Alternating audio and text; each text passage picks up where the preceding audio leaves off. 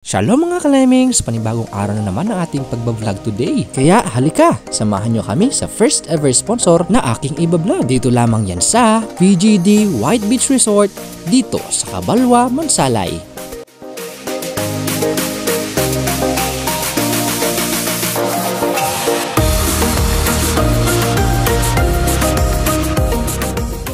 At dahil nga first ever sponsor ng aming pagbablog ito, pumunta muna kami sa first destination para bumili ng aming makakain. Kasi may balak din kaming gawin mamaya para sa mga pagkain ito. Bumili na lang kami ng mix and match combo at sinamahan na rin namin ng manok sa Andox para naman medyo makatipid-tipid tayo. Girlfriend ko na nga lang ang pinabili ko dito at talagang ngiting-ngiti pa. At pagkatapos nga ng mga ka-lemmings ay binaybay na nga namin ng halos 35 minutes na biyahe para naman kami makapunta sa Cabalwa. Medyo malayo-layo nga lang sa atin mga ka-lemmings at karatig bayan nga kasi natin ito. Pero magiging sulit naman ang paghihintay mo sa pagbabiyahe kapag narating mo na ang dapat mong puntahan. Binibidyohan ko na nga po itong ating dinadaanan kasi nga po nakakatuwa na po itong pagmasdan. Yung dating kulay brown na brown, ngayon naman po ay mga luntian. Ay sa paglagi baga namang umulan ay iwan ko na laang. At nang makasapit ang alas 11 mga ka-lemmings ay nakarating na rin tayo dito sa wakas sa ating dapat na puntahan. At welcome nga po pala kayo dito sa PGD Beach Resort. Bungad na bungad pa nga lang po mga ka-lemmings ay ramdam mo na ang pag-welcome sa iyo ng mga banderitas na ito. Ay kung hindi nyo na itatanong mga ka-lemmings ay may kwento sa amin itong resort na ito. Pero bago ko ikwento ay ang laki na nga po pala ng pinagbago ng resort na ito. May mga bagong naipatayong kubo na perfect sa bawat pamilya ninyo. Samahan mo pa ng puting buhangin at alon ng dagat.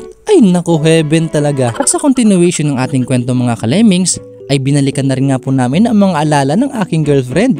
Opo, dito po kami unang nagkakilala at nagkatinginan sa mga mata.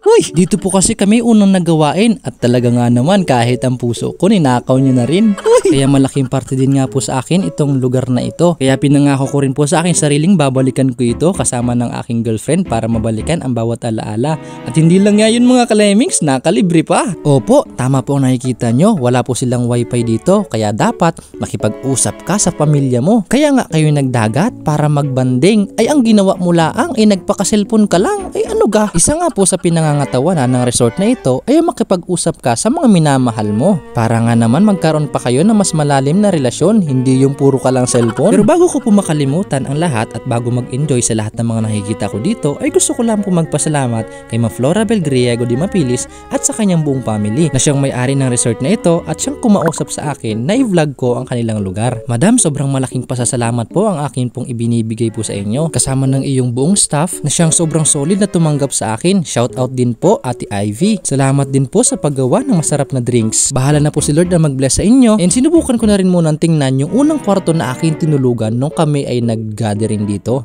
Pasensya na kayo mga ka-lemmings, inabutan ako ng brownout kaya madilim dito. Pwede nga pala itong tumanggap mga ka-lemmings ng mga 4 hanggang 6 na katao. At ito pa po ang pinakamaganda dito mga ka-lemmings ha, double deck pa po ito. Kaya nga po kung kayo 4 lamang sa inyong pamilya ay inyo na po ito. At may kasama rin nga po pala ditong dirty kitchen na pwede nyong pagpunasan at paghugasan ng mga gamit ninyo. At syempre, hindi mawawala ang CR. Public CR nga lang po ito bukod pa sa mga CR sa buong kwarto. May naitayo na rin nga po pala silang resto bar dito kaya kung ano man ang gusto ninyong inumin ay pwede na pong umorder. May kape, may alak para sa mga alak lover. Uy, joke lang. At ipinapakita ko na rin nga po pala sa inyo ang kanilang menu para kung sakaling may magustuhan man kayo ay pwede na po ditong bumili. At may mini sari-sari store din nga po pala sila para sa mga hakulangan na inyong mga dinila. Hindi kasama yung bata ha. At pagkatapos kong mag-video ng kaunti ay gumawa na rin kami muna ng iba pang content para nang sa ganun ay mayroon kaming magawa sa aming oras. Matagal na rin nga po pala namin itong pinaplano. Naghahanap nga lang po kami ng magandang pwesto. Ay sakto, naimbitahan sa PGD Beach Resort ay di na lang. At pagkatapos po sa isang content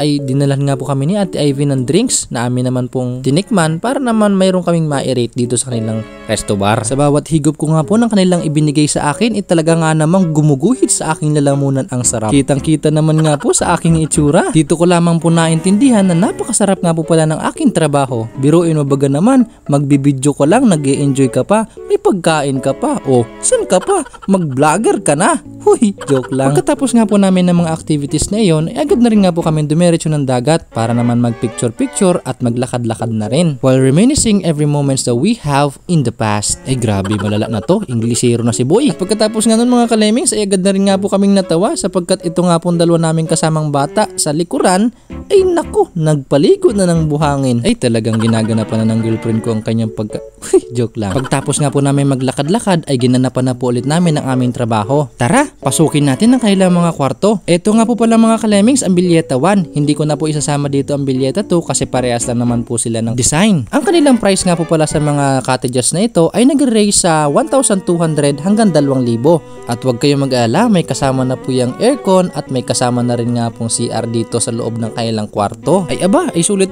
na ho iyon. Ay wala ka na hong poproblemahin pa. Ang room nga po pala na ito ay for couple only. Meron din nga pong palang for family and for magbabarkadas. At ganito naman po mga kalemings ang kanyang itsura pagdating mo sa labas. Simpleng-simple lang pero may aircon yan ha. Kaya kung naghahanap kayo ng place na fit sa inyong family, ay siya, pumunta na din eh. Plus, mayroon pa po ditong kayak boat na pwede nyo sakyan 150 pesos per hour at may kasama na rin po siyang life jacket. Kaya nga pagtapos namin mag-video ay agad na rin po kami nag-asikaso para naman po umuwi. Kaya nga po, once again, maraming salamat po PGD Beach White Resort. Hanggang sa muli mga kalemings, tumatanggap ulit kami ng sponsor. Mahal kayong lahat ni Lord. Paalam! By the way, shout out Sir Dimson Aquino. Congrats sa pagkapasa mo sa board exam.